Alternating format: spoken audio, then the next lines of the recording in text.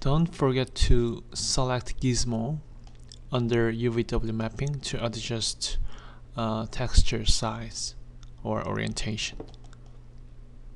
Alright, from now I'm going to show how to create more tactile material. So I'm gonna make the brick material that has more tactile feeling. Alright, so I made a simple box again, and then let's open the material editor. So I'm gonna update this brick material. Okay, so actually now you have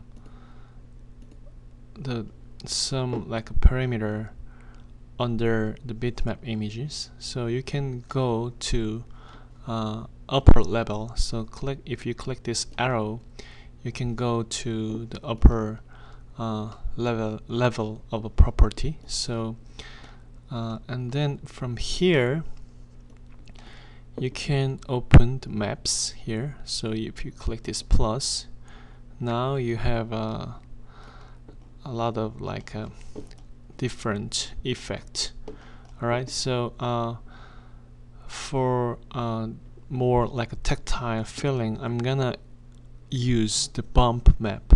Okay, to use bump map, you will need one additional bitmap image. For example, we used this brick image, right?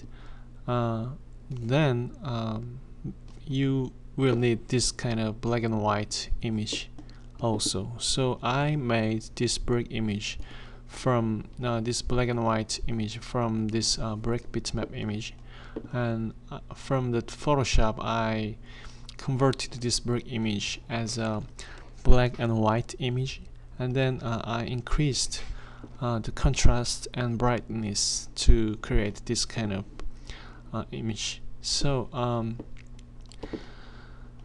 how it works? So bump map actually will automatically calculate the color of this bump image. So it means the white areas, white surface somehow will be extruded, but the dark area, for example this kind of black edge area, will be intruded.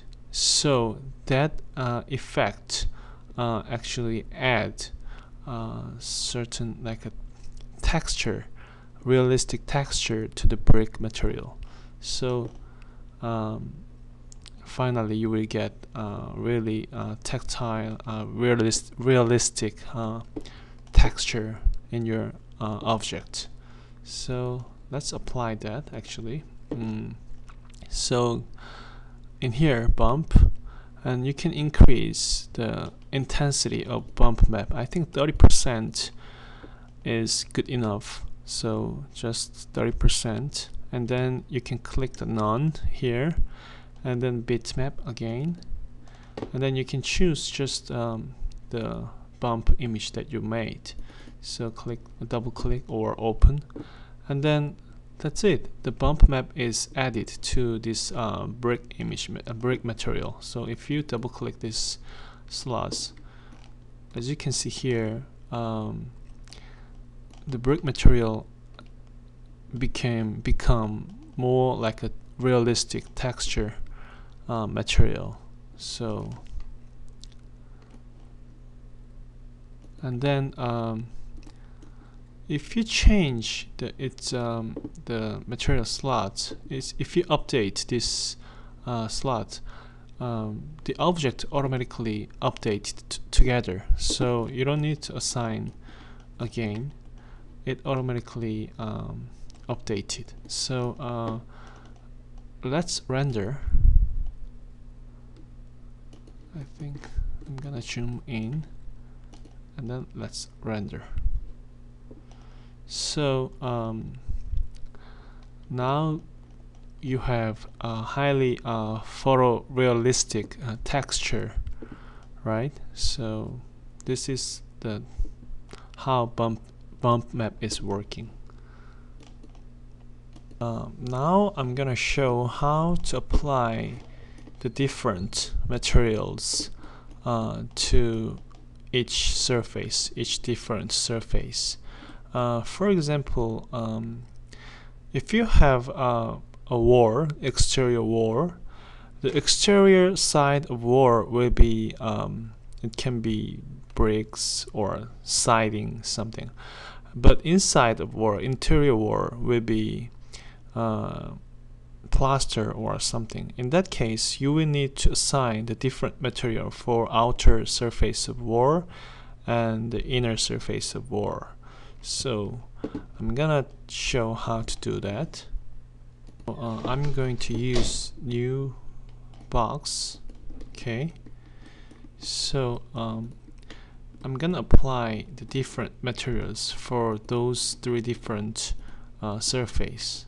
All right, so for that we need to convert this box as editable poly. So convert to editable poly. Okay, now this box is editable poly, as you can see in the modifier list. Then I'm gonna select the polygon here, and then let's go to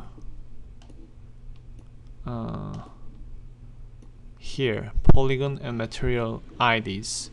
So I'm gonna select the top polygon, and I'm gonna set the ID number. Okay, the default number is already assigned, so the top is always 1, so 1, and then I'm gonna select this one. The default number is 6, but I'm gonna change this one as 2, right? And then I'm gonna select this surface, and then I'm gonna change ID number as 3.